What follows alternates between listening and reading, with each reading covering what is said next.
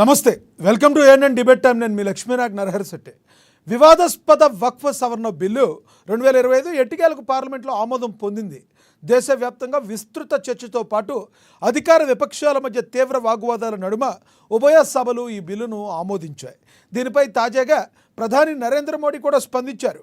ఆయుధ చారిత్రాత్మక మలుపు అని హర్షం వ్యక్తం చేశారు. కొన్ని దశాబ్దాలుగా వక్ఫ్ వ్యవస్థలో పారదర్శకత, జవాబుదారీతనం లోపించిందని ఆయన పేర్కొన్నారు.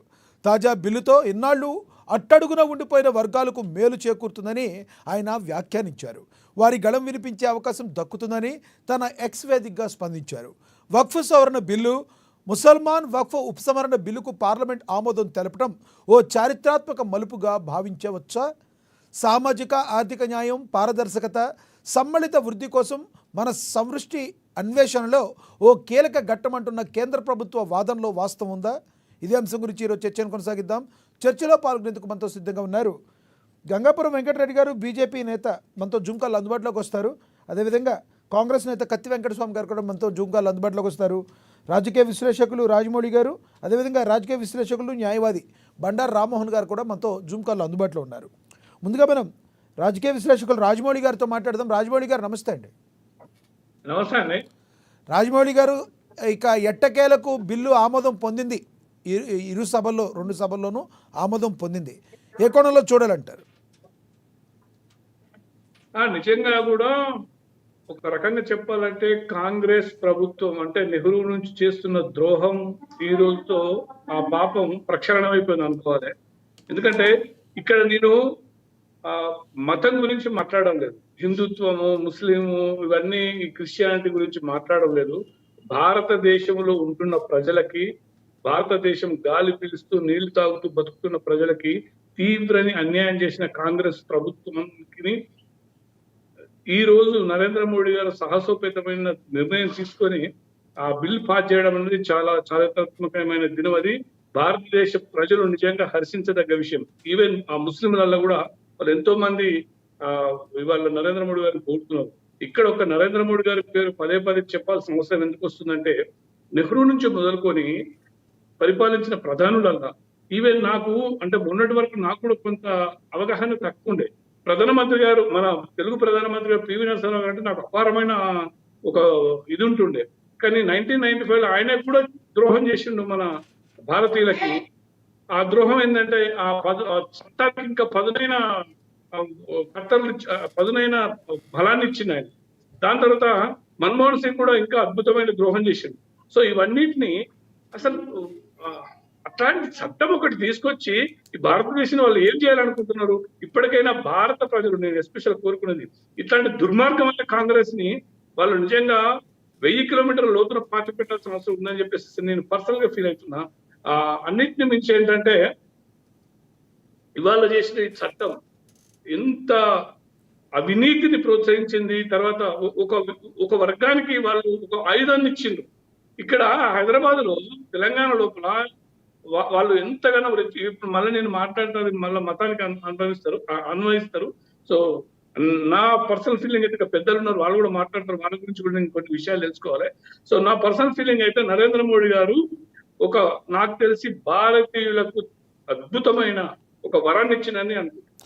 అంటే చాలా వరకు హైడ్రామా నడిచింది. రాత్రి 12 గంటల సమయం వరకు కూడా మరి ప్రతిపక్షాలు వేరే వాళ్ళందరూ కూడా కూడగట్టుకుని మరి 125 బలం వరకు ఓట్లు పడతాయా లేదా అనుకున్నారు. కానీ 128 మంది వరకు తమ ఓటుని వేయటం జరిగింది.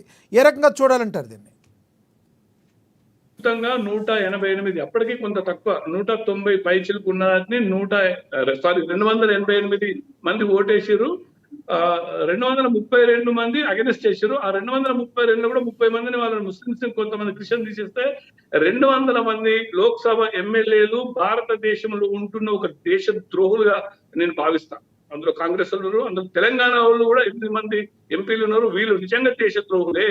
ఎందుకంటే భారతదేశంలో పుట్టి పెరిగి, భారతదేశం గాలి పిలుస్తూ ఒక సనాతన సంప్రదాయాన్ని పాటిస్తున్నారు వీళ్ళు. ఇవాళ తర్వాత రాజ్యసభలో 128 ఓట్లు వచ్చినాయి. అందులో 95 నో చెప్పిండ్రు.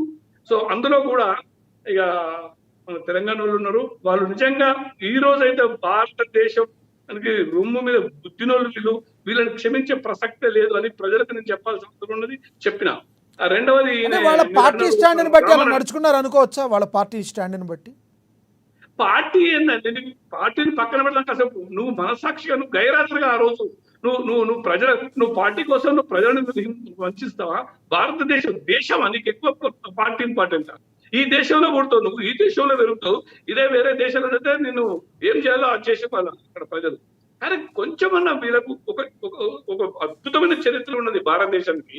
ఇంత గొప్ప చరిత్ర గల దేశంలో నీకు మనసాక్షి లేదా? నీకు భార్య పిల్లలు లేరా? అరే రేపు వాళ్ళు ఆ చట్టం కనుక అట్లనే కొనసాగితే 20 ఏళ్ల తర్వాత, నేను ఇందాక సోషల్ మీడియాలో చదివినా, నువ్వు అనుకుంటే నీ పక్కలో పడుకున్న భార్యను కూడా ఎత్తుకపోయేటోళ్ళు నా భార్య అనేటోళ్ళు అంట. ఇక ఇంతకంటే దుర్మార్గమైన చట్టాన్ని తీసేసినందుకు పార్టీలో పక్కన పెట్టి నరేంద్ర మోడీ గారిని మనం మెచ్చుకోవాల్సిన అవసరం ఉంది. కొన్ని దశాబ్దాలుగా వక్ఫ్ వ్యవస్థలో పారదర్శకత, జవాబుదారీతనం లోపించాయని చెప్పి నరేంద్ర మోడీ గారు తన ఎక్స్ వేదికగా చెప్పడం జరిగింది. తాజా బిల్లుతో ఇన్నాళ్లకు అట్టడుగున ఉండిపోయిన వర్గాలకు మేలు చేకూరుతుందని వ్యాఖ్యానించడాన్ని ఎలా చూడాలంటారు? నన్నే చెప్తున్నారా? మిమ్మల్ని అడుగుతున్నాను. అట్టడుగున ఉండిపోయిన అంటే ముస్లిం మైనారిటీలో ఉన్న వాళ్ళు కూడా దీన్ని ఆహ్వానిస్తున్నారు అని మోడీ గారు చెప్తున్నారు. అదే అంటున్నా. ఆయన ఎట్లా తీసుకొచ్చినట్టు ఒక పద్ధతి ప్రకారం దాంతో ఎంతసేపు ఓవైసీ లాంటి వాళ్ళు ముస్లింలలో ఉన్న పెద్దలకు మాత్రమే చెందుతుంది. ముస్లింలలో అట్టడుగు వర్గాన్ని ఉన్న వాళ్ళకి చెందుతలేదు అది.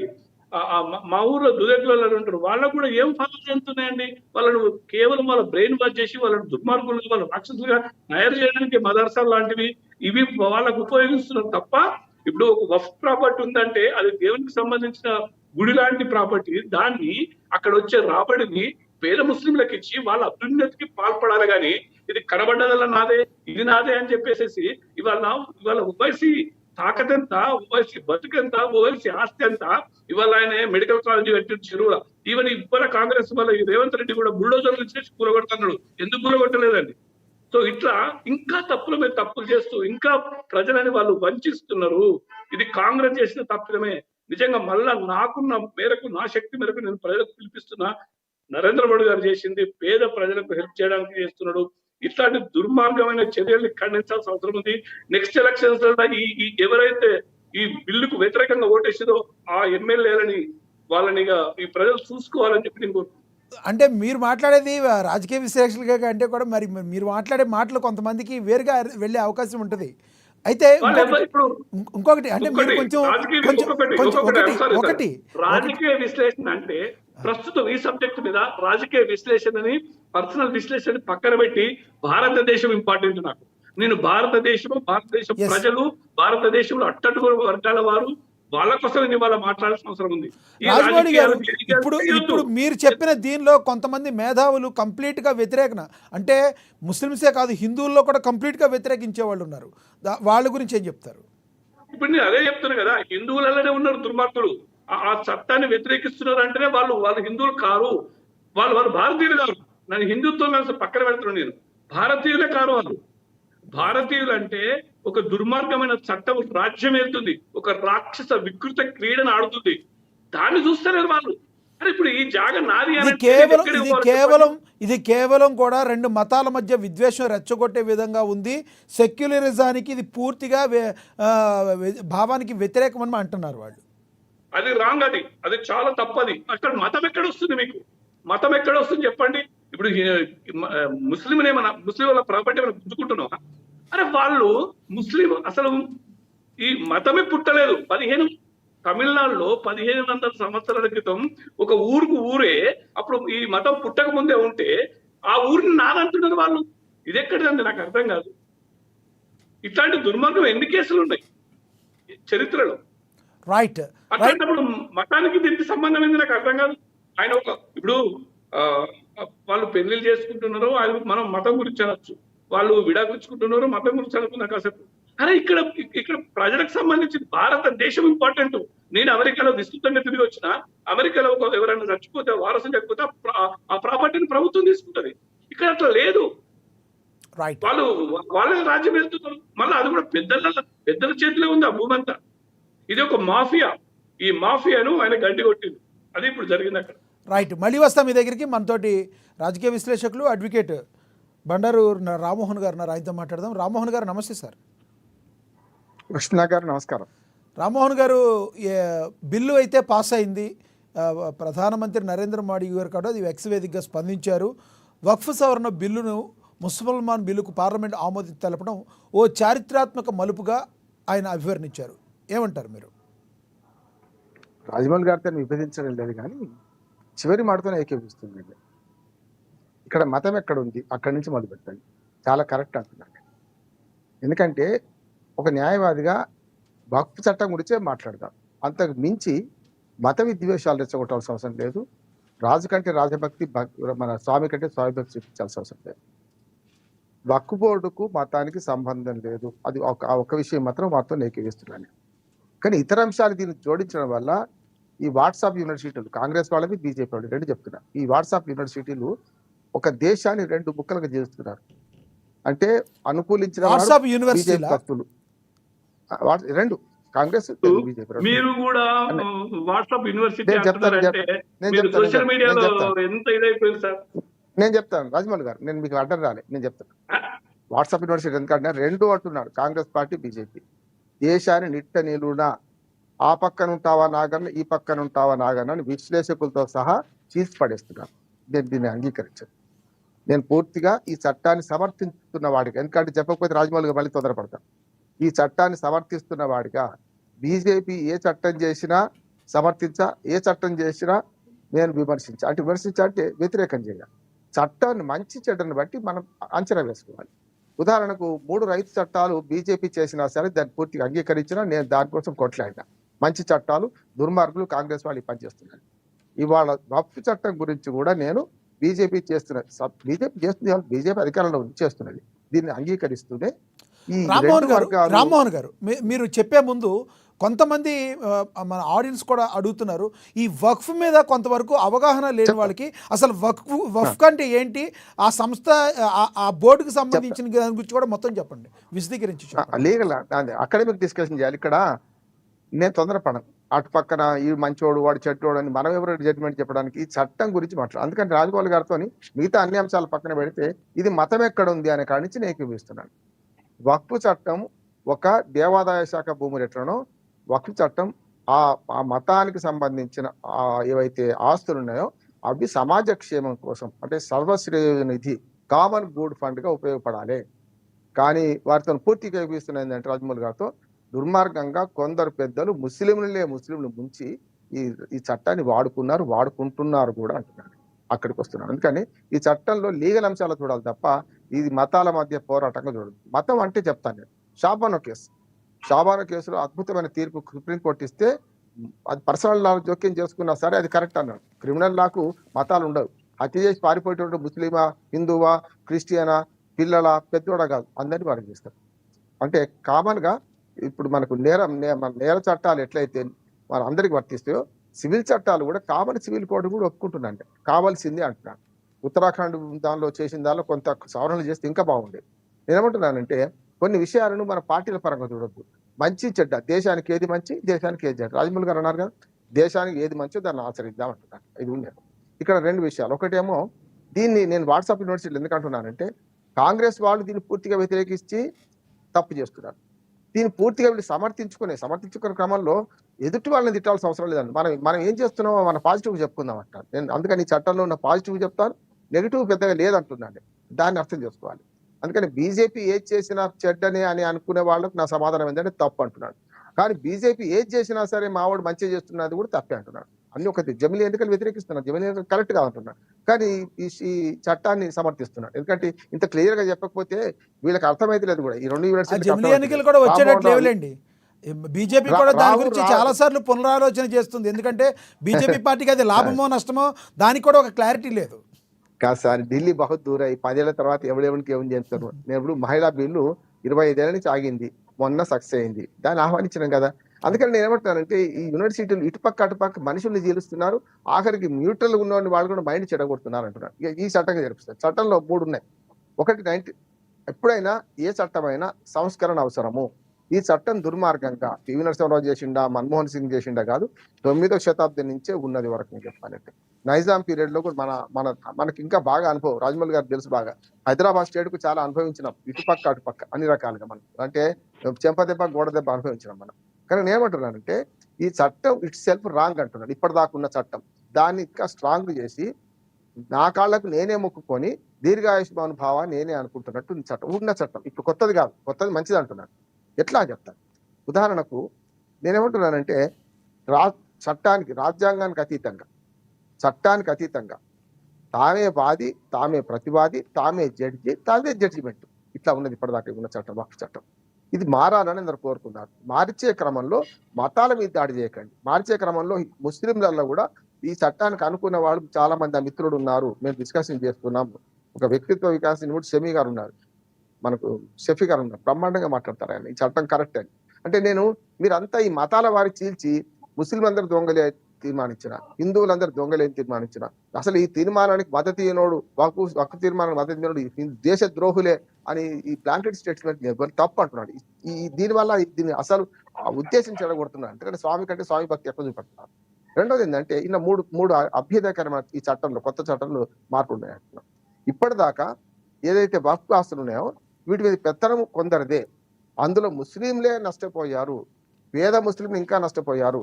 చాలా మంది ముతవల్లీలు, ముస్లింల రెండు ఉంటాయి, ముతవల్లీలు ఉంటుంది, వక్ఫ్ బోర్డు ఉంటుంది. ఈ ముతవల్లీలు తమ స్థానాల నుంచి గెంటివేయబడ్డారు. నిజంగా చెప్పానంటే వక్ఫ్ చట్టం పటిష్టం చేయడం వల్ల ఆయా ముస్లిం సమాజానికి మేలు జరుగుతుంది, నెంబర్ 1. రెండోది, అన్యాయక్రాంతమైన ఆస్తులు ఇప్పుడు ప్రభుత్వానికి హక్కు లేదు ఇప్పటిదాకా. ఎప్పుడైతే కలెక్టర్ కానీ ఇతర ఎవరైతే ఉన్నతాధికారులు కానీ దీనిలో జోక్యం చేసుకుంటారో అప్పుడు ఆటోమేటిక్ గా ఒక రెగ్యులరైజ్ అవుతుంది, ఒక ట్రస్ట్ బోర్డును సంస్కరించడం లాంటిది అంటున్నాను నేను. దీనిలో మళ్ళీ మతం లేదు, టీటీడీ వేరు ఇది వేరు అంటున్నాడు. ఇదేమో సర్వశ్రేయోనిధి కోసం పనికొచ్చేది. ముస్లింల పేరు మీద ఉన్న ఆస్తులు, అంటే వక్ఫ్ బోర్డు మీద ఉన్న ఆస్తులు అమ్ముకోవడం కానీ కొనుక్కోవడం కానీ రకరకాల లీజుకిచ్చి 100 సంవత్సరాల లీజుకిచ్చి కొందరు పెద్దలే లాభపడ్డారు. ఇందులో రెండోదే లోపం ఏంటంటే, ఇప్పటిదాకా ఉన్న లోపం ఏంటంటే, ఒకసారి వక్ఫ్ ఆస్తిగా ప్రకటించబడిన తర్వాత దాని పెత్తనమంతా వాడకపోవడం వల్ల, ఒక చిన్న ఉదాహరణ చెప్తాను లక్ష్మణ్ గారు. రామ్మోహన్ రావుకు 4 ఎకరాల భూమి ఉంది. నా ఇంట్లో నాకు డాక్యుమెంట్ పెట్టుకుంటే నా ఇష్టమే, నాదే భూమి నేను అనుకుంటే చెల్లదు. రాజమౌళి గారు వచ్చి నా మీద కేసు వేస్తే మేమిద్దరం కలిసి రుజువు చేసుకునేది ఎక్కడ? ప్రభుత్వ రికార్డులు ఏమంటాం, నేను అడ్వకేట్ గా కోర్టు ఏమంటది, కాసరాప్ అనేది ఏమంటది, నా పేరు మీద అప్పటి నుంచి నమోదై ఉండాలి కదా. వక్ఫ్ ఆ చట్టంలో ఏం వర్తించదు, నాదంటే నాదే అంటున్నారు, అది తప్పు అంటున్నారు. కానీ దీన్ని దుర్మార్గ ప్రచారం బీజేపీ చేస్తుంది ఏంటంటే, రోడ్డు పోతుంటాం, ఒక ఇల్లు కనపడుతుంది, ఆ ఇల్లు నాదే అంటే అయిపోతుంది, గడపాలను కొట్టుకుపో. అంటే ముస్లింల మీద ద్వేషం ఉంటే ఇంకో రకం చూపెట్టాడు. కానీ ఇట్లా ఆ ఇల్లు నాదంటే అయిపోతుంది అట్లేం జరగదు కూడా. కానీ ఇప్పటిదాకా కొన్ని అన్యాయాలు జరిగిన దానిలో ఏంటంటే ఈ వక్ఫ్ ఆస్తులు ఎట్లా పెరిగింది. ఇప్పుడు మనుషులం పెరుగుతాం లక్ష్మణ్ గారు, భూమి పెరగదు, భూమి 1 ఇంచు కూడా పెరగదు. నేను జవాబు నుంచి చూసినవాడిని. నేనేమంటున్నానంటే ఈ భూమి ఎట్లా కొన్ని ఆస్తులు వచ్చి వస్తాయి. ఉదాహరణకు ఒక ఆయన చనిపోయిండు, ఆయన వక్ఫ్కు దానం చేసిపోయిండు, పెరుగుతుంది. ఎందుకు పెరుగుతాయి అంటే ఎట్లా చెప్పాలి, పెరుగుతాయి. కానీ ఈ ఆస్తుల వినియోగం ఎట్లా ఉంది అంటే, ఇవాళ సచార్ కమిటీ నివేదిక చదవాలి మనం. ఎందుకంటే మనం అకాడమిక్ డిస్కస్ చేసినప్పుడు సచార్ కమిటీ నివేదిక చదివినవాడిని. సచార్ కమిటీ స్పష్టంగా చెప్పింది, ఈ 9,40,000 ఎకరాలు ఆనాడు, ఇప్పుడు 2,000 వేసింది, ఇవాళ కానీ నిన్న కాదు, 20 ఏళ్ల కింద వేసింది. వాళ్ళు ఏమన్నారంటే ఈ ఆస్తుల మీద పెత్తనం ఒక వర్గానికి, ముఖ్యంగా ముస్లింలోని కొన్ని అగ్రవర్ణాలకు ఉండడం వల్ల పెద్ద సమస్య వస్తుంది. ఈ ఆస్తులు దుర్వినియోగం అవుతున్నాయి, అన్యాక్రాంతం అవుతున్నాయి, కొంతమంది పెద్దలే అనుభవిస్తున్నారు అనుకుంటూ ఈ ఆస్తులను సక్రమంగా వినియోగిస్తే, సక్రమంగా వినియోగించడం కాదు, మెయింటైన్ చేస్తే ప్రతి సంవత్సరం 1.2 crores లక్షల కోట్లు, అంటే 1,20,000 కోట్ల రూపాయలు ఈ వక్ఫ్ ఆస్తుల మీద ఆదాయం వస్తున్నారు. 8,41,000 ఆస్తులు, 9,40,000 ఎకరాలు భూమి ఇప్పుడు ఉన్నది. ఇంకొక మాట చెప్తాను, మొత్తం భారతదేశంలో ఎవరి పేరు మీద ఎక్కువ ఆస్తులు నేను లెక్క చేస్తే ఫస్ట్ రైల్వే వస్తుంది. భారతదేశంలో రైల్వేకు ఉన్న భూములు ఎవరికి లేవు. నెంబర్ 2 సైన్యానికి వస్తుంది. మూడోది వక్ఫ్. చూడండి, ఇంకెవరికి లేదు ఇంత పెద్ద మూడో ఆస్తిపరుడు వక్ఫ్. మరి ఇంత పెద్ద ఆస్తులు ఉన్న వాళ్ళు కనీసం క్రిస్టియన్ మిషనరీస్ ఉంటాయి, స్కూల్స్ ఉంటాయి, విద్య ఉంటుంది, వైద్యం ఉంటుంది, ఇవన్నీ చేస్తారు కదా వాళ్ళు. ఒక్క మంచి పని ఇంతవరకు విద్యా సంస్థ నడిపిన సంగతి చూసినా మనం. ఒకనాడు దాదాపు 1,000 కోట్ల ఆదాయం ఉన్న వక్ఫ్ ఆస్తుల మీద ఆదాయము ఇవాళ 200 కోట్లకు 150 కోట్లకు దిగారు. ఈసారి 67 కోట్లే అంటున్నారు. అంటే ఏమైనాయి ఈ డబ్బులు ఎటుపోతున్నాయి? ఒకనాడు 2,000 కోట్లు ఉన్న ఈ ఆదాయము ఇవాళ 67 కోట్లకు ఎందుకు దిగజారింది అంటే అన్యాక్రాంతం అయిపోయిన ఆస్తులు. ముస్లింలకు జరుగుతున్న అన్యాయాన్ని ఎత్తి చూపి మనం దీన్ని సొంతం చేసుకుందామా, హిందూ ముస్లింలను పంచాయతీ పెడదామా అని నేను అంటున్నాను. రైట్. హిందువులలో ఎట్లా ఇంకా 2 విషయాలు చెప్పి ముగిస్తాను. చెప్పండి. దీన్ని ఏముంటదంటే చెప్పండి. ఈ చట్టాన్ని అర్థం చేసుకోవడంలో ఒకటి, నా భూమి నేనే డిక్లేర్ చేసుకుంటే లాభం లేదు, ప్రభుత్వం దగ్గర రికార్డు ఉండాలి. అందుకని ఈ చట్టంలో మంచి పని ఏం చేశారంటే సెంట్రల్ వక్ఫ్ బోర్డు కమిటీ ఒకటి పెడుతున్నారు. దానిలో రిజిస్టర్ కావాలి, ప్రతి భూమి కూడా దానిలో ఆ రిజిస్టర్లోకి ఎక్కాలి అంటే కామన్ రిజిస్టర్ పెడుతున్నారు. అప్పుడు ఏమవుద్దంటే ఇప్పుడు ముస్లింలు ఏం బదనాలు చేస్తారు, ముస్లింలు కానీ లేకపోతే ముస్లిం సంఘాలకు మద్దతు ఇచ్చే వాళ్ళు కానీ కామన్ రిజిస్టర్ పెడితే మీ భూములు కొట్టేస్తారు, మీ భూములు తీసేసుకుంటారని బుద్ధి తక్కువ వేషం. ఆ వాదనలే తప్పు. ఎందుకంటే భూములు తీసుకోరు, ఒకసారి రిజిస్టర్లు ఎక్కిన తర్వాత ఆ భూములు అన్యాక్రాంతం కాకుండా చూస్తాం అంటున్నారు గవర్నమెంట్. రెండోది ఏంటంటే ఇప్పటిదాకా అధికారుల ప్రమేయం లేకుండా రికార్డులు వాళ్ళ దగ్గర ఉండిపోయినాయి. ఇప్పుడు ఖచ్చితంగా ప్రతి జిల్లాలో రెవెన్యూ అధికారుల దగ్గర రికార్డు ఉంటే మంచిదా చెడ్డదా? ఇప్పుడు డాక్యుమెంట్ ఎవిడెన్స్ ఉండాలన్నా లేకపోతే మేము అనుకుందే మాకు కావాలంటారా? ఇప్పుడు రికార్డు ఉండాలి. ఇందులో నాన్ ముస్లిం మెంబర్లు వేస్తున్నారు అనేది ఒక వాదన కూడా వస్తున్నది. దాని కూడా నేను సమర్థిస్తున్నాను. ఎందుకంటే నాన్ ముస్లిం మెంబర్లు వేయడం అనేది కొంతవరకు అభ్యంతరకరమే.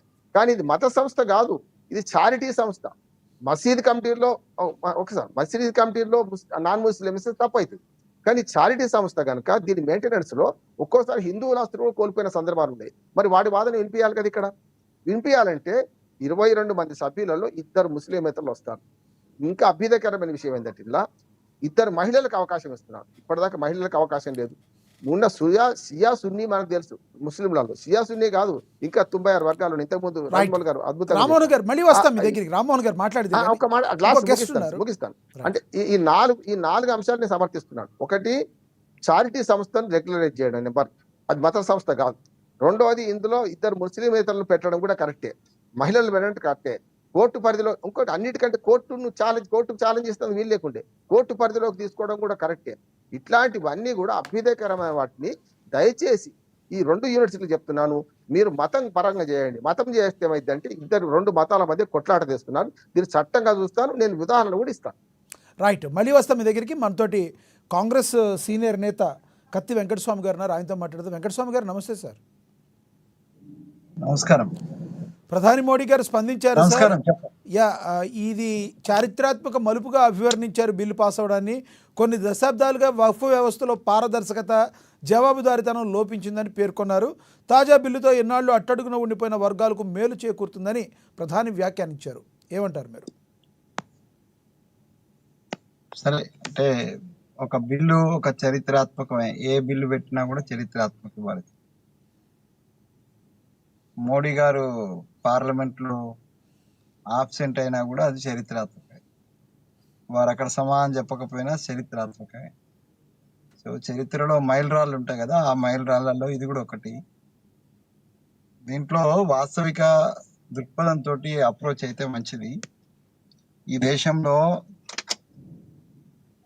మనం అనుకున్నట్టుగా చాలా మందికి మతం అంటే గాని, లేకపోతే ధర్మం అంటే గాని, లేకపోతే దేవుడు అంటే గాని ఏ వాల్యూస్ లేవు.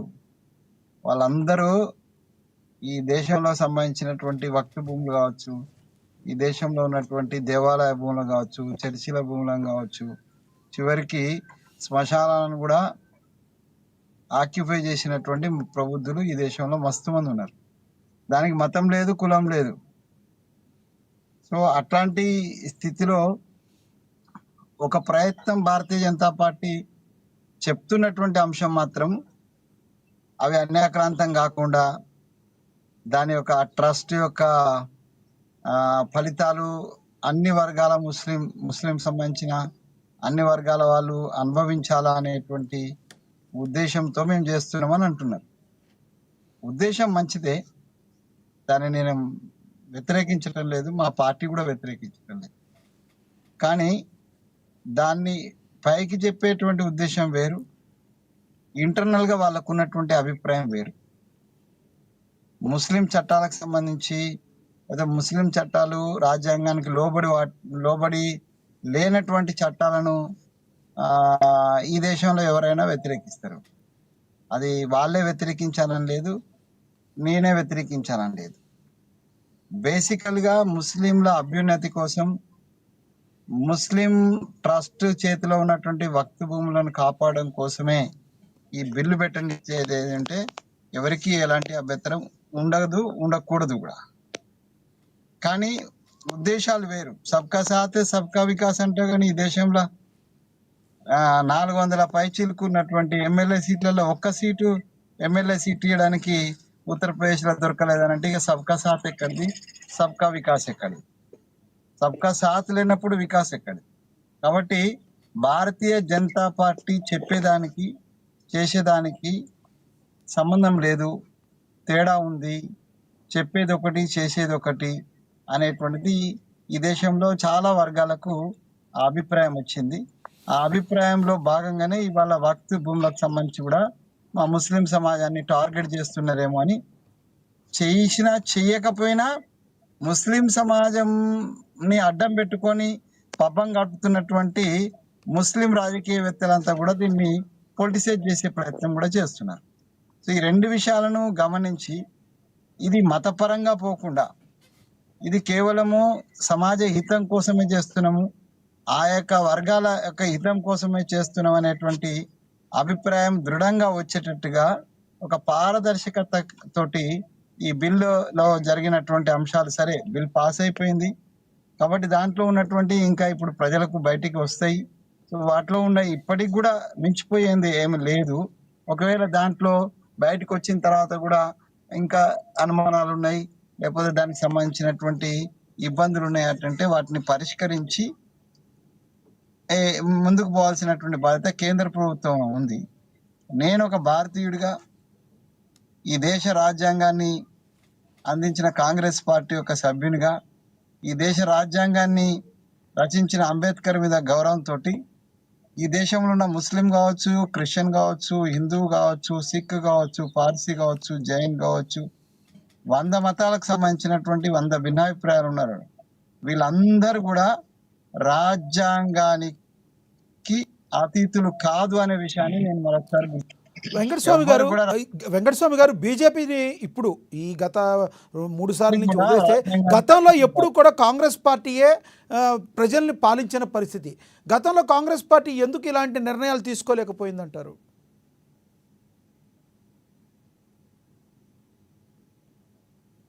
మేము నిర్ణయం తీసుకోకుండానే ఇప్పుడు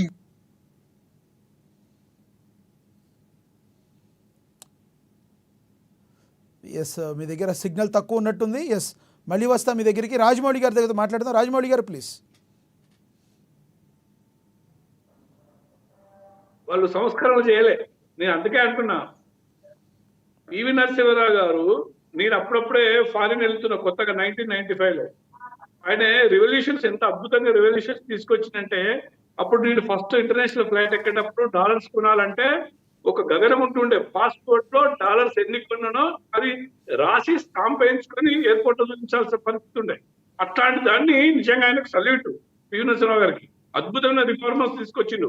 కానీ అది తెలుసుకోలేకపోయినా ఈ దుర్మార్గమైన చట్టాన్ని ఆయన చాలా పదును పెట్టిందని ఆ జిల్లా వాసిగా నేను ఇప్పుడు సిగ్గుపడుతున్నా. అంటే ఇప్పుడు ఆయన నిందించడం కాదు, కాంగ్రెస్ నైదని చెప్తున్నా నేను. వాళ్ళు ఏం చేశారంటే విభజించి పరిపాలించారు. అంటే ఒక మేధావిని కూడా వాళ్ళు మభ్యపెట్టారు పాపం. అది ఒక అది చెప్పాలా వద్దో నాకు తెలియదు, కానీ ఒక డీల్ కుదుర్చుకున్నారంటే అప్పుడు ఆ రామజన్మభూమి నువ్వు నీ హయాంలో అయింది, ఆ పాపం గడుపుకోవాలంటే నువ్వు ఈ చట్టానికి ఇంకా పదును పెట్టు అని చెప్పేసి ఒక లోపాయికార ఒప్పందంతో ఆయన బ్లాక్ మెయిల్ చేసి పాపం ఏదో మధ్య మార్గం చేసి ఆ చట్టానికి ఇంకా పదును తీసుకొచ్చారు. అది అప్పటి నుంచి నాకు తెలిసి చాలా మంది భారతీయులు ఆ చట్టం బారిన పడి ఆత్మహత్యలు చేసుకుంటున్నారు. ఇందాక అన్నాడు పెద్ద మనిషి, అన్నకొకటి నేను సూచన ఇవ్వదలుతా. భారతదేశం అని ఆయన నోటి నుంచి వస్తలేదు. తను మనోడే, మన అన్ననే. ఈ దేశం అంటున్నాడు. ఈ దేశం ఏందా? ఈ దేశం ఒక పేరు లేదా? మనం భారతీయులం కాదా? నేను చాలా మందిని ఈ సోషల్ మీడియాలలో మాట్లాడుతుంటారు, ఈ దేశం అంటే ఈ దేశం అనడానికి మనకు కొంచెం బాధ అనిపిస్తుంది. భారతదేశం అనే ఒక అద్భుతమైన నేమ్ ఉంది, అక్కడనే వాళ్ళ ఇది అవుతుంది. సరే, అది కాస్త పక్కన పెడదాం. అన్నకు ఏమంటున్నంటే కాంగ్రెస్ ప్రభుత్వం నిజంగా ద్రోహం చేసిందా చేయలేదన్నాడు, మనం కాస్త పక్కన పెడదాం. కానీ ఈ రోజు మాత్రం ఒక కామన్ ముస్లిం ఇవాళ హ్యాపీగా ఉన్నాడు. వాళ్ళకు ఎస్పెషల్లీ వాళ్ళకి అసలు వాళ్ళ మతానికి తాన్ని మనం విమర్శించొద్దు. వాళ్ళ స్త్రీలను వాళ్ళు ఎక్కడ రెస్పెక్ట్ ఇచ్చారండి. ఇవాళ ఒక స్త్రీని తీసుకొచ్చి వాళ్ళకు ఒక సమున్నతమైన గౌరవ స్థానం కల్పిస్తున్నారు. అది మనం అభినందించాల్సిన విషయం కదా. అందులో కూడా ఇంకా ఇంతటి మంచి పని చేస్తే ఇంకా అన్న కూడా ఫస్ట్ అన్నాడు మళ్ళీ నరేంద్ర మోడీ సపోర్ట్ అంటారు మీరు భారతీయ జనతా పార్టీ. ఇవాళ భారతీయ జనతా పార్టీకి నేనేం పక్కలతో పుచ్చుకొని రాలేదు. అంటే ఒక చిన్న సంఘటన చెప్తే మీరు భారతీయ జనతా పార్టీకి నేను ఏం వంత మాడడం లేదు. హైదరాబాద్ లో వాళ్ళకు ఆ పార్టీకి సంబంధించిన ఒక యూట్యూబర్ ని అమానుషంగా కొట్టిరు వాళ్ళని నేనేం వెనకేసుకురాను. అట్లాంటి దుర్మార్గమైన ఆలోచనలు రాజకీయ నాయకులు పార్టీకి ఆపాదించడం లేదు. అది కూడా పక్కన పెడతాం. ఏది ఏమైనా కూడా ఇవాళ మళ్ళొక్కసారి ఒక అద్భుతమైన చట్టాన్ని పదును పెట్టిరు వాటికి వారి కూరలు అంటే దుర్మార్గమైన పాములు అంటే కూరలు పీకేసిండ్రు. ఈ రోజు నుంచి వాళ్ళ లోపల వాళ్ళ అభ్యున్నతి కోసం కూడా ఈ ప్రభుత్వం ఇప్పుడున్న ప్రభుత్వం ఇంకా మంచి సూచనలు ఇచ్చి భారతదేశం ప్రపంచంలో దూసుకుపోతుంది. ఇంకా దూసుకుపోవాలని నేను కోరుకుంటున్నా కదా. ఇప్పుడు నేను కూడా ఫారిన్ పోతున్నా. ఫారిన్ పోయినప్పుడు నేను ముస్లిం ఫ్రెండ్షిప్ చేస్తున్నా, వాళ్ళ దగ్గర వాళ్ళతో కలిసి కాంటాక్ట్ చేస్తున్నాం. అప్పుడు నేను ఇవన్నీ ఏం రావు అక్కడ. కానీ ఇక్కడనే ఈ దేశంలో అంటే మళ్ళా sorry to say this word అంటే భారతదేశం మళ్ళీ నేను అనాలి. ఈ భారతదేశం లోపల అంటే మళ్ళా మనం ఒక ముస్లిం వ్యక్తితో స్నేహం ఉండలేని వాతావరణం ఏర్పడదు. దానికి ఫుల్ స్టాప్ పెట్టాల్సిన ఇంకా ఉంది. అది ఇంకా చట్టాలు ఉన్నాయి, అవి తీసుకురావాలి. ఈ సిఏఎన్ఎన్ అది ఉన్నాయి కదా, కామన్ సివిల్ కోడ్ కూడా తీసుకురావాలి. తీసుకొస్తే భారతదేశం అంటే ఏంటి అన్నది ప్రజలకు చూపించాల్సిన అవసరం ఉంది. నేను మళ్ళీ హిందుత్వం గురించి మాట్లాడట్లేదు, వేరే మతం గురించి మాట్లాడదు. అంటే ఇక్కడ రాజమౌళి గారు ఇది చర్చకు సంబంధం లేకపోయినా మీరు లేవనెత్తారు కాబట్టి అడుగుతున్నాను. ఈ యొక్క ఏదైతే చిత్రగుప్త అనే యూట్యూబ్ ఛానల్ ఉన్నారో యూట్యూబర్ని చిత్తకొట్టిన సంఘటనలో బండి సంజయ్ గారి గోండాలు చేశారు అని వచ్చిన ఆరోపణలో వాస్తవం ఏమైనా ఉందంటారా? నేను ఇక్కడ బండి సంజయ్ ఈవెన్ చిత్రగుప్త ఛానల్ పేరు కూడా తీసుకొస్తున్నాను. అక్కడ జరిగిన వాస్తవం అంటే కామన్ మనకి ఏమర్థమవుతుందంటే ఒకే పార్టీలో ఇద్దరు ఉన్నారు. ఆ ఇద్దరు అంటే ఒక పిల్లగాడు పాపం అవినీతిని చూపిస్తుంటే ఒక అధికారంలో ఉన్న వ్యక్తి దాన్ని ఎదుర్కొని దాన్ని భరించలేక ఆయన మీద దాడి జరుగుతున్నది వాస్తవము. తెలంగాణలో చిన్నపిల్లని కూడా తెలుసు. ఇది దుర్మార్గము. ఇది తెలంగాణలో మనం అవుట్ ఆఫ్ ది క్వశ్చన్ మాట్లాడుకుంటున్నాం, మీరు అడిగారు కాబట్టి. ఇది తెలంగాణలో భారతీయ జనతా పార్టీ మీద ఒక అపవాదు పడ్డది. అది తుడి చేసుకోవాల్సిన అవసరం వాళ్ళది. మనం దీని నుంచి మన పక్కకు వద్దాం. చెప్పండి. అయితే తాజా బిల్లుతో ఓవరాల్గా అయితే అట్టడుగున ఉండిపోయిన వర్గాలకి మేలు చేకూరుతుంది అంటారు మీరు? డెఫినెట్ గా. ఇప్పుడు నా ఊరే ఉంది. నా ఊరే దుదేకులలో ఉన్నారు. పాపం దుదేకులలో కడు పేదరికంగా ఉన్నాడు. గదే ఫంక్షన్ ఎత్తుకుంటున్నాడు, వాడు గదే సైకిల్ ఎత్తుకుంటున్నాడు, గదే తోళ్ళు వాడికి ఏం ఫలాలు అందుతలేవు. మళ్ళా ఈ రాజకీయ నాయకుల వాళ్ళకు తాగడానికి చేస్తున్నారు. ఇప్పుడు ఈ వక్ఫ్ చట్టం ద్వారా వాడికి ఫలాలు అందితే I will be one of the most and first person. అంటే ఇందాక కత్తి వెంకట స్వామి గారు ఒకటి అన్నారు, ఎస్ ఉద్దేశం మంచిది కావచ్చు, కానీ ఆచరించడంలో కూడా కేంద్ర ప్రభుత్వం అది సమన్యాయంగా ఆచరించాలి అని చెప్తున్నారు. మరి ప్రభుత్వం ఆ విధంగా పేదలకి అందేటట్టు ఆ ఫలాలు అందేటట్టుగా చేకూరుస్తుంది అనుకోవచ్చా? డెఫినెట్ గా అన్న మనసులో కూడా ఉంది. నరేంద్ర మోడీ గారు బాగా అద్భుతంగా పనిచేస్తున్నారు. కానీ పార్టీ ముసుగులో ఉన్నారు. ఆయన పాపం ఆయన మెచ్చుకోలేకపోతున్నారు, ఆయన విమర్శిస్తున్నారు. ఇది కేవలం పార్టీకి మాత్రం, పార్టీకి భయపడే ఆయన ఈవెన్ కాంగ్రెస్ లో ఉన్న వాళ్ళు చాలా మంది కూడా చాలా హ్యాపీగా ఉన్నారండి. ఇది రావాలని, ఈ చట్టం రావాలని, పదును పెట్టాలని. వాళ్ళు కూడా బాధితులు కాదా? అరే వాళ్ళు ఏకంగా ముఖేష్ అంబానీ ఇల్లే మా వక్ఫ్ బోర్డు అని చెప్పారు వాళ్ళు. ఇంతకంటే దుర్మార్గం ఏముంటే చెప్పండి. రైట్. రామ్మోహన్ గారు ప్లీజ్ రియాక్ట్ అవ్వండి. రాజమౌళి గారు అన్నట్టు పార్లమెంట్ భవనాన్ని మాదని క్లైమ్ చేశారు రాజమౌళి గారు. ఎంతకనే దుర్మార్గం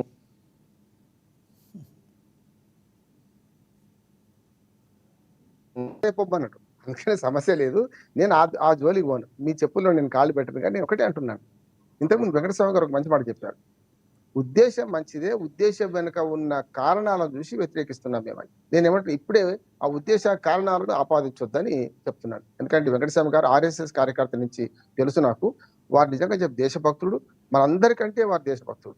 కానీ పార్టీ ఉన్నాడు కనుక కొంత పార్టీ లైన్ తీసుకుంటాడు, కాదట్లేదు. కానీ పార్టీ లైన్ తీసుకున్నా కొందరు కాంగ్రెస్ వాళ్ళు కూడా బ్రహ్మాండంగా ఈ చట్టంలో లోపల అభినందిస్తున్నారు, బయట కూడా అభినందించడానికి కొంత వెనుకాడతలేరు అంటున్నాడు. అది మీరు ఎదుటివాడిని మనం సొంతం చేసుకుందామా, ఎదుటివాడితో శత్రుత్వం చేసుకుందామా?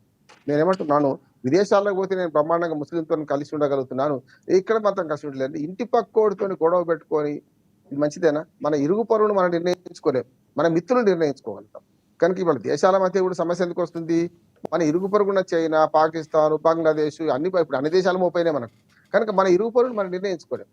కానీ చట్టాన్ని చట్టంగా చూపకుండా దీన్ని మతపరంగా మోల్డ్ చేస్తాం చూసినా రాహుల్ గాంధీ చేసిన తప్పే, మోడీ చేసిన తప్పే, మధ్యంగా మనం మాట్లాడే వాళ్ళు చేసిన తప్పే అంటున్నాడు. ఈ చట్టాన్ని చట్టంగా చూద్దాం. ఈ చట్టం అభ్యుదయకరణ ఎస్ రామ్మోహన్ గారు మళ్ళీ వస్తాను. ముస్లింలకు ఆయనకి సిగ్నల్ వచ్చింది, ఇందాడు ఆయన మాట్లాడుతుంటే కట్ అయింది. వెంకటస్వామి గారు కంటిన్యూ అండి. వెంకటస్వామి గారు కంటిన్యూ సార్. సార్ ఇప్పుడు ఇందాక రాయమూలని ఒక మాట అన్నాడు, దాంతో నేను తీవ్రంగా విభేస్తున్నాను. మేము మా పార్టీలో భయపడిది ఆయన పార్టీకి భయపడి చెప్తలేడు అని. అన్న మా పార్టీ ఒక పార్టీనే భయపడిన వాళ్ళు ఉంటారు, మిగతా అన్ని పార్టీలలో మాట్లాడంటేనే భయం. సో అది అంటే దాని మీద చర్చ ఎక్కువ చేస్తలేను. నేను మీకు సత్యం చెప్తున్నా. నేను నిన్న మాట్లాడిన రామ్మోహన్ రావు కూడా తెలుసు, ముఖ్యమంత్రి రేవంత్ రెడ్డికి కూడా 400 ఎకరాలకు సంబంధించిన హెచ్సి భూముల విషయంలో ఏదన్నా వేరే ఆలోచన ఉన్నా కూడా మేము దాన్ని వ్యతిరేకిస్తాము. మా ఆలోచన కేవలము హెచ్సి భూములు హెచ్సికు విద్యార్థులకే చెందాలని. ఇంత ధైర్యంగా మీరు మీ పార్టీ అన్న ఇప్పుడు, ఎందుకంటే భారతీయ జనతా పార్టీ నేను పార్టీగా ప్రతినిధిగా నేను లేను అన్నారు కాబట్టి నేను మీ పార్టీ అనను. భారతీయ జనతా పార్టీలో కానీ, బీజేపీలో అంటే బీఆర్ఎస్ లో కానీ, తెలుగుదేశంలో కానీ, కమ్యూనిస్ట్ పార్టీలలో కూడా కానీ ఎక్కడ కూడా ఇంత స్వేచ్ఛగా ఇంత నిర్మోహమాటంగా మాట్లాడేది ఉండదు. ఒక పక్కన మా పార్టీకి సంబంధించిన కొందరు ఎంపీలు, తర్వాత కొందరు ఇది సీనియర్ లీడర్స్ వక్త్ బిల్ అసలు పెట్టనే వద్దు అనేటువంటి మాట మాట్లాడినా కూడా రాహుల్ గాంధీ గారు కావచ్చు, నేను కావచ్చు, మేము చాలా మంది, మీ ప్రియాంక గాంధీ గారు కావచ్చు, బిల్లులో సవరణలను అడిగినాం కానీ బిల్లు పెట్టొద్దంలే. This is the beauty of the Congress party. Congress పార్టీలో విభేదాలు ఉంటాయి, ఆ విభేదాలను బయటికి చెప్పగలిగేటువంటి ధైర్యం ఉంటది. మోడీ మాట్లాడిందే వేదం అనుకునేటువంటి పరిస్థితి మా పార్టీలో ఉండదు. సో అక్కడ మాత్రం మోడీకి వ్యతిరేకంగా మాట్లాడితే బండి సంజయ్ మన పీపుల్ వలగొడతాడు. ఆయన ఎందుకంటే ఆయన దేవుడు అని చెప్పేసినాడు, అదే మోడీ అంటే ఆయన దేవుడు అని చెప్పేసినాడు. ఆ మధ్యన ఒక ప్రిన్సిపల్ గారు దైవాంశ సంబుద్ధుడు ఇంకొక మరో అవతారంగా ఆయన చెప్తే, నా క్లాస్మేటే, నా బ్యాచ్ మేటే, ఆయనకు చెప్పిన నువ్వు ఒక ప్రిన్సిపల్, ఇట్లాంటి మూఢమైనటువంటి అవి మీరు ప్రచారం చేయొద్దు, and you are not no more be a principal as a teacher and you are not suppose to be. నీ నుంచి అది ఎక్స్పెక్ట్ చేయలేదని నేను డైరెక్ట్ గా ఎప్పుడు నేను స్పందించాను వాట్సాప్ లో, కానీ నేను ఆయనకు స్పందించిన మా బూర రమేష్ గారి కోసం. కాబట్టి నేనేమంటున్నా అంటే బిల్ కి సంబంధించినటువంటి ఏదైతే సదుద్దేశం, ఇప్పుడు అన్ని సార్లు అందరికీ అన్ని అవకాశాలు రావన్న, కొందరం స్టార్ట్ చేస్తాం, ఆ స్టార్ట్ చేసిన తర్వాత అనివార్య కారణాల కొంచెం మనం అధికారం నుంచి పక్కకు పోతాము, ఇంకోళ్ళకి అవకాశం వస్తుంది. వాజ్పేయి గారు కొన్ని స్టార్ట్ చేసినారు, ఈ చతుర్భుజి యోజనకు సంబంధించి. సో ఆద్యుడు ఆయననే. ఈ 8 లైన్ 3-6 లైన్ రోడ్స్ కి సంబంధించి, బట్ దాని యొక్క ఇంప్లిమెంటేషన్ మాత్రము మన్మోహన్ సింగ్ గారికి వచ్చింది. దానికి సంబంధించినటువంటి మొత్తం ఫండ్స్ అన్న ఆయన ఇచ్చినాడు. నేను అస్సాం సంబంధించినటువంటి ఒక ఉదాహరణ చెప్తాను. అక్కడ బిగ్బోలి ఏదైతే బ్రిడ్జ్ ఉందో దానికి సంబంధించి మొత్తానికి మొత్తం రూపాయితో సహా అది మన్మోహన్ సింగ్ యొక్క బ్రెయిన్ చైల్డ్, ఆయన ఎంపీగా ఉన్నాడు, అన్ని ఆయనే చేసినాడు. లాస్ట్ కు ఆయన దిగిపోయిన తర్వాత మోడీ గారు వచ్చి దాని మీద రిబ్బన్ కట్ చేసి ఒక అస్సాం కండుగా వేసుకొని దాని మీద వాకింగ్ చేసి ఫోటోలు దిగాడు. అంటే అదృష్టం అది, ఒకరు ప్రారంభం చేస్తారు, ఒకరు దాన్ని అది చేస్తారు. కాంగ్రెస్ కూడా ఈ దేశంలో 50 సంవత్సరాల పైన కాంగ్రెస్ కు అధికారం ఉండి అధికారంలో ఉండేటువంటి ఒక అదృష్టం దొరికింది కాంగ్రెస్ పార్టీకి. ఇప్పుడు మోడీ గారికి 3వ సారి ఉండేటువంటి అవకాశం దొరికింది. సో దీని తర్వాత దీని కంటిన్యూషన్ లో రేపు ఇంకొకరు చేసుకుంటూ పోవచ్చు. సో మేము కొన్ని కంటిన్యూషన్ చేసినాం, మేమేం చేయకుండా ఈ దేశంలో ఎవరినో సంతృప్తి అంటే గమ్మత్ ఏంటంటే కాంగ్రెస్ ఓటు చేస్తేనేమో అది సంతృష్టికరణ అవుతుంది, అదే బీజేపీ ఓటు చేస్తేనేమో సద్భావన అవుతుంది. గమ్మత్తున అంటే పదాలు కదే, ఇద్దరు చేసే పని కదే, కానీ ఒకరికేమో సద్భావన అంటారు, ఇంకొన్నేమో సంతృష్టికరణ అంటారు. సో ఈ డిస్క్రిమినేషన్ మీడియా నుంచి ఉంటది. ఈ డిస్క్రిమినేషన్ సోషల్ మీడియా అయితే ఇప్పుడు బాగానే ఉన్నది. వాట్సాప్ యూనివర్సిటీ అంతా under the control of the BJP and the BJP మిత్రులతో ఉన్నది. కాబట్టి ఈ అన్నిట్లలో నేనేదంటే ఒక మంచి ఆలోచన, బిల్ పెట్టాలనే ఆలోచన, ఈ భూములను కాపాడాలనే ఆలోచన, ఈ భూములను ఈ ట్రస్టీకి ఉన్నటువంటి ఆస్తి పాస్తులను మీరు అన్నట్టుగా దూదేకులోడు వెనకబడి ఉన్నారు. వాళ్ళు దూదేకులోడు ఇప్పుడు వాడు హిందువా, ముస్లిమా, బీసీనా, ముస్లిమా ఏదో అర్థం కావట్లేదు. ఇప్పుడు మొన్న దాని మీద కూడా చర్చ జరుగుతుందని. సో అట్లా వెనుకబడిన తరగతులు, అది ముస్లింలు అంటే మతపరంగా ఏ పరమైనా వెనుకబడిన తరగతులకు సంబంధించి, వెనుకబడినటువంటి ఆయా సబ్ క్యాస్ట్లకు సంబంధించి ఎవరైతే వెనుకబడి ఉన్నారో వాళ్ళకి అందించేటువంటి సదుద్దేశంతో ఇవాళ ఇస్తాం సార్. బిల్ తీసుకొచ్చినట్టేదంటే దాన్ని అందరం ఆహ్వానించాల్సిందే. దాంట్లో రెండో ఆలోచన ఉండాల్సిన అక్కర్లే. కానీ దానిని ఇంప్లిమెంటేషన్ లో కూడా అంతే చిత్తశుద్ధితోటి రైట్ ముందుకు వెళ్ళాలని కాంగ్రెస్ పార్టీ కోరుకుంటుంది, నేను కూడా కోరుకుంటున్నాను. రైట్ మళ్ళీ వస్తాను సార్. ఒక్క రాజమౌళి గారు నిమిషం కంక్లూడ్ చేయండి. రాజమౌళి గారు కంక్లూడ్ చేయండి. అదే ఒక్క నిమిషం అన్న అన్నాడు దుదేకులను పర్మిషన్. దుదేకుల విషయానికి వస్తే వాళ్ళు ముస్లింసా హిందువులా అన్నది సందిగ్ధులు ఉన్నారంటే పల్లెలలో ఉంటున్నాను నేను. పల్లెలలో ఉంటే దుదేకుల పరిస్థితి చూస్తే ఏమవుతుంది అక్కడ వాళ్ళు పాత తరం ఉన్న వాళ్ళేమో హిందుత్వానికి ఉంటారు. ఇప్పుడు కొత్త తరం వస్తుంది. ఆ పోరగాళ్ళని పాపం 16 ఏళ్ల పిల్లల్ని రిక్రూట్ చేసుకొని ఇతర దేశాలకు తీసుకెళ్లి లేకుంటే మదర్సాలకు తీసుకెళ్లి వాళ్ళకు ఎంత బ్రెయిన్ వాష్ చేస్తున్నారంటే మన హిందువులకు కనబడితే మీరు చంపేరా అన్న స్థితికి తీసుకెళ్లారు. ఆ పిల్లలతో మాట్లాడాలంటే భయం వేస్తుంది నాకు. సో వాడు అంత విద్వేషంగా మాట్లాడుతున్నారు పిల్లలు పల్లెలలో. వాడు చూపు ఒక రకంగా ఉంటది, వాడి మాట ఒక రకంగా ఉంటది. ఇవన్నీ మేము ఫేస్ చేసినాం అన్న. ఇంకోటి అన్న వెంకటేశ్వర అన్న గురించి నేనేం తక్కువ అంచనా వేయలేదు. ఆయన భారతీయ జనతా పార్టీ నాకంటే తెలుసు ఆయనకు. ఇవాళ నేను భారతీయ జనతా పార్టీ భుజాల మీద మోయట్లేదు, నరేంద్ర మోడీ గారు కూడా భుజాల మీద మోయట్లేదు. ఇందాకనే మీరు లేనప్పుడు మీ ఆఫ్ తెలిసిన ఒక మాట అన్న, ఇదే తెలంగాణలో ఇదే భారతీయ జనతా పార్టీ ఒక యూట్యూబర్ కు ఒక రాజకీయ నాయకుడికి కొట్లాటం జరిగితే విపరీతంగా కొట్టిన చంపేది. అది నేను ఖండిస్తున్నా. అది దుర్మార్గమైన చర్య. కానీ ఈ దురేకుల పిల్లల్ని వాళ్ళు ముస్లింగా ఓన్ చేసుకొని ఇదే కరీంనగర్ డిస్ట్రిక్ట్ వాళ్ళకు ఏం చేస్తున్నారు, ట్రైనింగ్ ఇస్తున్నారు అన్న. ఒక విధ్వంసం వాళ్ళ మైండ్ చొప్పిస్తున్నారు. అది మంచిది కాదని మేము చెప్తున్నాం అంతే. సద్రోహం ఇందాక రామ్మోహన్ గారు కూడా అన్నారు, రాజమౌళి గారు ఫారిన్ లలో తిరిగినప్పుడు ఒక రకంగా ఉంటారు, ఇక్కడ ఉంటుంది పక్కొద్దు మాట్లాడాలంటే భయం వేస్తున్నా. అది నేను ఊరికి వెళ్ళొస్తుంటా కదా, మా ఇంకా దాడులు జరుగుతున్నాయి పిల్లలతో. కరీంనగర్ లో కూడా విధ్వంసం. అది అసలు ముగ్గురు ఎక్కిపోతారన్నా. మీకు ఒక్క విషయం చెప్తే నీకు క్లోజ్ చేస్తా. నేను పాపం పల్లెటూరు నుంచి నా తమ్ముడి కూతురు, ఆ పిల్ల కూతురు వాళ్ళని నేను మోటార్ సైకిల్ ఎక్కించుకొని హెల్మెట్ పెట్టుకొని పోతుంటే వాడు ఈవెన్ ఇవాళ ఈ కాంగ్రెస్ ప్రభుత్వంలో పోలీసు వాళ్ళు ముగ్గురు ఎక్కిరని ఫోటో తీసి నాకు పంపించిండు. నా పక్కనే వాడు తుర్కోడు నలుగురు ఎక్కిపోతున్నారు. వాళ్ళకు అనిపించలేదు, మరి వాళ్ళు ఫోటో తీయలే. ఈ డిస్క్రిమినేషన్ ఏంటన్నా? ఇవన్నీ మనం ప్రజలకు చెప్పాలా వద్దా? మళ్ళీ ఏమన్నంటే అబ్బా వీడికి కోపం, మత విద్వేషం రైలుస్తున్నాడు, ఇగో ఇది పోవాలి అంటున్నా నేను. అది మీ కాంగ్రెస్ ప్రభుత్వం ఆజ్యం పోసింది, వాళ్ళకి సపోర్ట్ చేస్తున్నారు. ఇది ఇంత ముందు లేకుండా ఇప్పుడు మళ్ళీ మొదలైంది. వాళ్ళ లోపల అన్నా నేను ఒక క్లారిఫికేషన్ ఇస్తా. ఒక క్లారిఫికేషన్, మేము విద్వేషాన్ని రెచ్చగొట్టింది అనేటువంటిది తప్పు.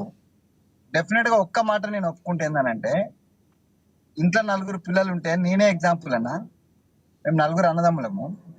నాకు చిన్నప్పుడే 4 years అప్పుడే నాకు కాలు డిస్ప్లేస్మెంట్ అయింది, అంటే తుంటిలో. సో నేను ఒక కాలు తోటి, అంటే ఒక కాలు సరిగా అంటే అది ఆనది కింద. సో మా father very much concern about me rather than my 3 other brothers.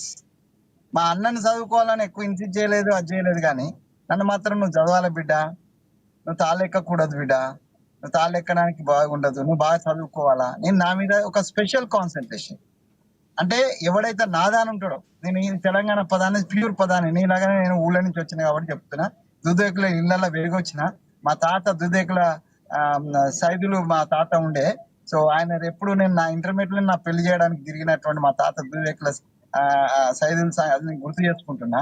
So ఆ ఇళ్ల నుంచే వచ్చినా నేను ఏమంటున్నా అంటే, నాదాని ఎవడైతే ఉంటాడో ఇంట్లో వాని పట్ల కొంత ఏంది కన్సర్న్ ఉంటది, మోర్ కన్సర్న్ ఉంటది, దయార్త హృదయత ఉంటది, దాన్ని ఎక్కువ కేర్ తీసుకుంటాం. అట్లాగే ఈ దేశంలో మనకు పాకిస్తాన్ విడిపోయిన సమయంలో ఒప్పందాలలో భాగంగా ఇక్కడున్న మైనారిటీలను కాపాడతామని మన దేశ ప్రధాని, మన భారత ప్రధాని ప్రామిస్ చేసిండు. ఆ రోజు సంతకాలు చేసిండు. వాడు అక్కడ చేసినాడు. అక్కడ పాకిస్తాన్ దేశ ప్రధాని జిన్నానో సంథింగ్ ఎవడున్నాడో వాడు చేశాడు. అదే చెప్తున్నాను. నేను కంక్లూజన్ చేయను. నేను ఇప్పుడే నాకు తాకీదు ఇచ్చేసినావు.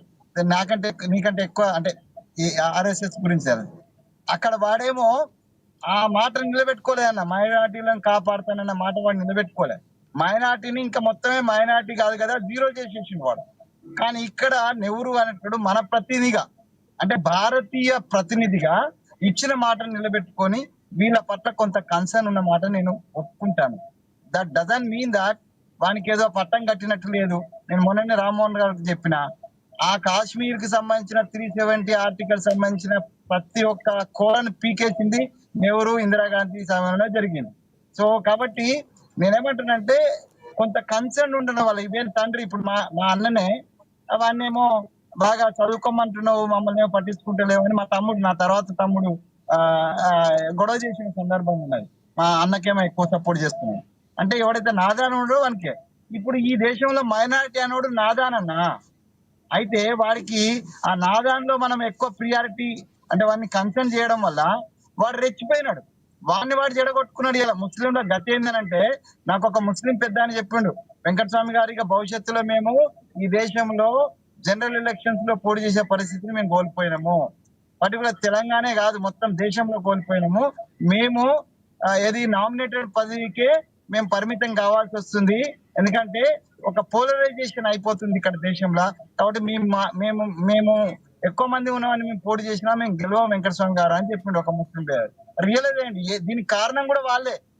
ఎక్సెస్ ఓవర్ యాక్షన్ చేసినటువంటి అసదుద్దీన్ ఓవైసీ దాంట్లో కారణంగా మిగతా ముస్లిం సమాజం మొత్తం మీద మనందరికీ, అంటే మన హిందూ సమాజంలో ఉన్న అందరికి కూడా ఒక ద్వేష భావన వచ్చింది.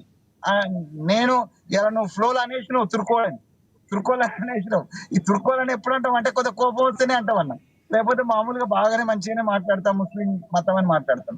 అంటే ఒక రకమైనటువంటి అంటే అసహనం ఉన్నది కదా ముస్లింల పట్ల మన లోపల, తెలియకుండానే ఉన్నది. ఎందుకంటే because of their over action లో ఎవరిని మనం శిక్షించాలంటే అసదుద్దీన్ గారిని శిక్షించాలి. శిక్షించడానికి నీ మోడీ గారు సరే రెడీగా లేరు, నీ కిషన్ రెడ్డి రెడీగా లేడు, నేను రెడీగా లేను, ఎవరు రెడీగా లేరు. దత్తాత్రేయ గారికి అలాగే తీసుకుంటారు, కిషన్ రెడ్డి గారు లోపాయకారిగా ఒప్పందం చేసుకొని గెలుస్తారు. ఇవన్నీ మనకు తెలిసిన రాయమూలన్న. కాకపోతే ఏంటంటే మనం మనలాంటి వాళ్ళు, నీలాంటి నాలాంటి వాళ్ళు మన మాట వినే పరిస్థితి లేదన్న. ఎవడైతే రెచ్చగొడతాడో, ఎవడైతే ఎక్స్ట్రీమ్ పోతుండో వాని మాట వినే పరిస్థితి ఉంది సమాజం కూడా. కాబట్టి నువ్వు అన్నట్టుగా వాడు ఉంటే వాడిని పట్టించుకోడు, ఇద్దరం మనం ఉంటే మనల్ని పట్టించుకుంటాడు. హెల్మెట్ లేదని నీకు ఫోటో, ఇంకా నీకు హెల్మెట్ ఉన్నాయి కాబట్టి ఫోటో తీసిన, హెల్మెట్ లేదని కూడా ఫోటో తీస్తాడు వాడు. సో ఇవన్నీ ఉన్నాయి. ఇవన్నిటిని చిన్న చిన్న వాటిని కాకుండా overall the greater interest of the nation, greater interest of the society of భారతీయ సొసైటీని దృష్టిలో పెట్టుకొని కేంద్ర ప్రభుత్వం వివరించాలని కోరుకుంటున్నాను. రైట్, రామ్మోహన్ గారు కంక్లూడ్ చేయండి, 1 minute ఉంది, కంక్లూడ్ చేయండి రామ్మోహన్ గారు. లక్ష్మీకాంత్ గారు, విద్వేషాల పునాది మీద మనం ఏ చట్టాన్ని నిర్వహించలేము. ఇప్పుడు రాజమౌళి గారు అన్నారు కదా తుర్కోడు అని, వాడైనా వీడైనా ఇద్దరు తప్పు చేసిండ్రు అంటున్నాను. హెల్మెట్ లేనోడు వీడు తప్పే, ముగ్గురు ఎక్కుడు వాడు తప్పే. నేనేమంటున్నానంటే ఈ తప్పును ఇంకో తప్పుతో జత చేసి మనం అంటగడుతున్నాం. స్పష్టంగా చెప్తున్నాడు, మీరు ఈ వక్ఫ్ బోర్డు సవరణకు మన మతాలకు సంబంధం లేదు. మతం అంటే పర్సనల్ లాలో జోక్యం చేసుకున్నప్పుడు సంబంధం. కానీ దీన్ని మీరు ఏం 2 వాట్సాప్ యూనివర్సిటీలు అంటున్నారు, ఇటుపక్క అటుపక్క విద్వేషాలు రెచ్చగొట్టి మీరు పబ్బం గడుపుకుంటున్నారు. ఇవాళ ఓటు బ్యాంకు కోసం సంతుష్టీకరణ రాజకీయాలు చేసిన కాంగ్రెస్ పార్టీ, అదే విధంగా మీరేం చేస్తున్నారు, సంతుష్టికరణ రాజకీయాలకు నెహ్రూ గాని తిట్టుకుంటూ వచ్చుకుంటా మీరు ఇంకో రకమైన రాజకీయాలు చేస్తున్నారు. ఈ 2 తప్పే అంటున్నాడు వెంకటస్వామి గారు.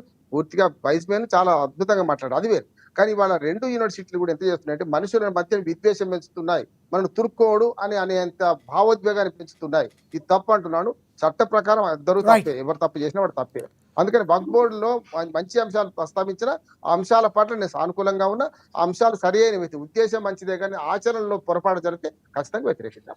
రైట్, రాజమౌళి గారు కంక్లూడ్ చేయండి, 1 minute. రాజమౌళి గారు కంక్లూడ్ చేయండి. నాకు అదే అన్న వెంకటస్వామి అన్న ఒక మాట అన్నాడు, ఇందిరాగాంధీ తర్వాత జవహర్లాల్ నెహ్రూ చాలా అద్భుతంగా చేసేది కాశ్మీర్ విషయంలో అన్నారు. కానీ 1919 ఏం జరిగిందో అన్నకు తెలియదా నేను చెప్పాలన్నా. 1919 కాశ్మీర్ బ్రాహ్మణ్స్, అందులో ఒక యాక్టర్ కూడా ఉన్నాడు పాపం, ముంబైలో వచ్చి అడక్క తిన్నారు వాళ్ళంతా. ఇప్పుడు అదంతా పెద్ద కథ, అవన్నీ పక్కన పెడదాం. ఏది ఏమైనా కూడా నాలాంటి వాళ్ళు అంటే కొంచెం దేశం కోసం ఆలోచించే వాళ్ళు, నేనేం పెద్ద పదవులు ఏం లేవు, కానీ చుట్టుపక్కల వాళ్ళను కొంచెం ఎంకరేజ్ చేయండి కదా. అన్న కూడా అన్నాడు దురేకులలో అన్నాడు, దురేకులలో పిల్లలు నేను కూడా పెరిగిన, వాళ్ళ మీద నాకు ప్రేమ ఎక్కువ ఉంది, వాళ్ళకి అందుతలేదన్న బాధ ఎక్కువ ఉంది, వాళ్ళ పిల్లలు పాపం దారి తప్పుతున్నారన్న బాధ ఎక్కువ ఉంది. సో ఏదేమైనా కూడా నరేంద్ర మోడీ గారి పేరు తీసుకోకుండా ఉండలేకపోతున్నాను. ఆయన చేసింది ఒక మంచి చట్టం, అభినందించలేకుండా ఉండలేకపోతున్నాను. రైట్ థ్యాంక్ యూ, నమస్తే. రైట్, ధన్యవాదాలు రాజమౌళి గారు చర్చలో పాల్గొన్నందుకు, ధన్యవాదాలు రామ్మోహన్ గారు, ధన్యవాదాలు కత్తి వెంకటస్వామి గారు చర్చలో పాల్గొన్నందుకు.